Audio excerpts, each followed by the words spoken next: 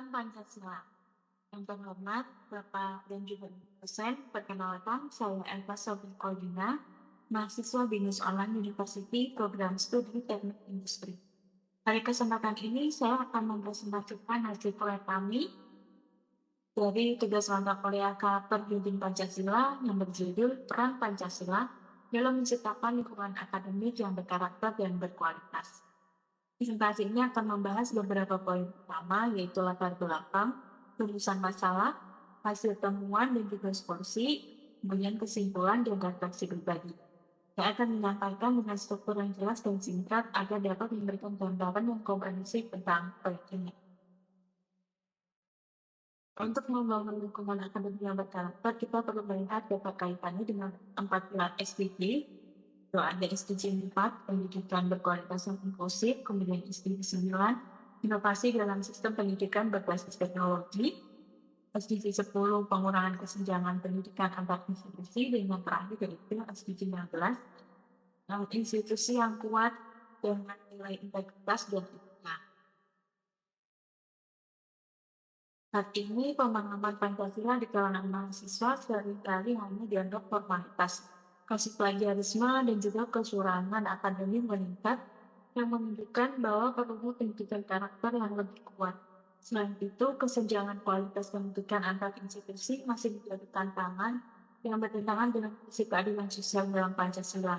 Kurangnya integrasi dan juga nilai Pancasila dalam kurikulum juga berdampak pada karakter lulusan akademik. Oleh karena itu, integrasi Pancasila dalam metode pembelajaran dan juga budaya kampus sangat perlu segera ditangani. Dan selanjutnya saya akan membahas rumusan masalah dalam proyek. Setelah memahami latar belakang, terdapat 5 pertanyaan utama dalam proyek ini, tentu bagaimana tingkat pemahaman dan implementasi nilai Pancasila di kalangan mahasiswa dalam lingkungan akademik. Yang kedua, bagaimana strategi yang efektif untuk mengintegrasikan nilai Pancasila dalam kurikulum dan juga kegiatan akademik. Kemudian, bagaimana nilai-nilai Pancasila dapat diterapkan di era digital untuk menciptakan lingkungan akademik yang berkualitas. Yang keempat, bagaimana cara mengatasi kesenjangan kualitas pendidikan antar institusi dengan prinsip keadilan sosial dalam Pancasila. Dan yang terakhir, bagaimana teknologi dapat dimanfaatkan dalam pendidikan tinggi tanpa mengabaikan nilai Pancasila. Untuk mendapatkan data tentang penerapan nilai Pancasila di lingkungan akademik, pada proyek ini menggunakan 3 metode. Yang pertama itu observasi, wawancara, dan juga kuesioner. Untuk observasi ini melakukan mengobservasi interaksi di kelas virtual dan juga platform daring, kemudian wawancara yang dilakukan dengan mahasiswa dan juga dosen, mana penerapan Pancasila di akademik, kemudian kuesioner yang disebarkan kepada 20 responden mahasiswa. Dari ketiga metode pengumpulan data tersebut, masing-masing memiliki hasil temuan. Yang pertama itu hasil temuan dari metode observasi, interaksi mahasiswa dalam kelas virtual dan kerja kelompok menunjukkan gotong royong, tetapi partisipasinya masih belum merata, jadi terdapat beberapa mahasiswa yang tidak kurang interaktif. Selanjutnya yaitu hasil temuan dari metode wawancara. Untuk hasil temuan metode wawancara dari mahasiswa yaitu adanya gotong royong dan juga musyawarah dalam diskusi dan juga organisasi, tetapi ada perbedaan interpretasi dan juga kurangnya partisipasi dalam kegiatan sosial. Ketika hasil temuan wawancara dengan dosen, kurikulum Pancasila sudah diterapkan, tetapi biasanya hanya di awal perkuliahan atau beberapa 1 atau 2 semester saja, sehingga kurang berdampak pada jangka panjang. Untuk hasil kuesioner, dapat dilihat bahwa 90% mahasiswa menganggap Pancasila penting, tetapi 70% penerapannya di kampus masih kurang. Hambatan utamanya yaitu kurangnya contoh dari dosen dan staf akademik, kemudian itu 70%, kemudian pemahaman mahasiswa yang masih rendah, yang paling rendah yaitu pengaruh budaya global. Kemudian pengalaman mahasiswa terhadap pengalaman nilai Pancasila, 76% mahasiswa melihat perilaku yang bertentangan dengan melihat atau mengalami Pancasila. Ini juga terdapat usulan dari mahasiswa dari kuesioner tersebut, yaitu sebagai pesan mendukung adanya project based learning. 75% mengusulkan media sosial sebagai alat edukasi, 65% merekomendasikan program pengabdian masyarakat.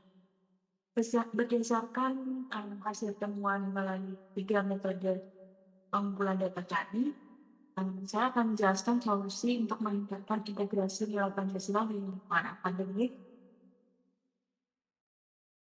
Untuk rancangan solusi berdasarkan hasil temuan pada observasi dan wawancara, terdapat beberapa solusi untuk meningkatkan integrasi nilai Pancasila dalam lingkungan akademik.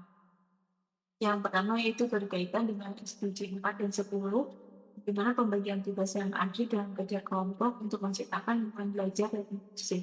Kemudian ada SDG 9, optimalisasi teknologi digital untuk meningkatkan akses dan juga efektivitas pembelajaran daring. Selanjutnya berkaitan dengan SDG 4 dan 16, integrasi nilai Pancasila dalam akademik melalui diskusi, kerja kelompok, dan juga proyek berbasis komunitas. Kemudian berkaitan dengan SDG 4, yaitu pelatihan berbasis nilai Pancasila bagi mahasiswa dan dosen untuk meningkatkan kompetensi. Kemudian berkaitan dengan SDG 16, yaitu dukungan institusi melalui kebijakan akademik yang inklusif dan berbasis moral. Dari hasil kuesioner ditemukan solusi tambahan untuk meningkatkan pemahaman dan juga implementasi Pancasila. Yang pertama yaitu SDG 4, project based learning, seminar, dan juga lokakarya bagi mahasiswa dan dosen. Kemudian berkaitan dengan SDG 9, yaitu inovasi digital dan juga pelatihan teknologi untuk mendukung kolaborasi daring. Yang ketiga berkaitan dengan SDG 10, di mana sistem pembagian peran yang adil dalam kelompok serta program pengabdian masyarakat berbasis Pancasila. Dan yang terakhir yaitu berkaitan dengan SDG 16, ada perlunya penguatan peran dosen sebagai teladan, kemudian melaksanakan kampanye secara daring, mengadakan komunitas akademik Pancasila. Dengan solusi ini diharapkan nilai Pancasila semakin terintegrasi dalam akademik, menciptakan lingkungan belajar inklusif, empatik, dan juga berkarakter.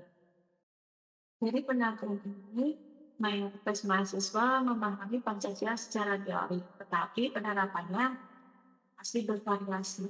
Tantangan utamanya yaitu globalisasi dan juga kurangnya integrasi Pancasila dalam kurikulum.